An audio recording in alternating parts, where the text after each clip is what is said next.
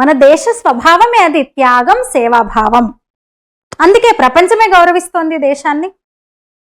అలాంటిది భరతమాత చిత్రపటం విషయంలో ఇంత రాజకీయమా? రాజకీయం చేయాలంటే చాలా ఉంటాయి, కానీ జాతి మొత్తం గౌరవించే విషయంలో రాజకీయం చేస్తే ఎట్లాంటి పరిణామాలు ఉంటే చూస్తున్నాం కూడా మనం. వామపక్ష భావజాలమే అది, ఆ సిద్ధాంతమే అది. నైజాన్ని బయట పెట్టుకున్నారు.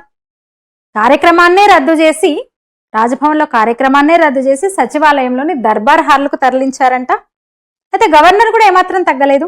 ఆ భరతమాత చిత్రపటం ముందే దీపం వెలిగించి కార్యక్రమాన్ని మొదలుపెట్టారు. ఆయన చెప్పారు గర్వంగా, ఎస్, నేను భరతమాతను గౌరవిస్తాను, దేశమాతను గౌరవిస్తాను అని ఆయన చెప్పారు.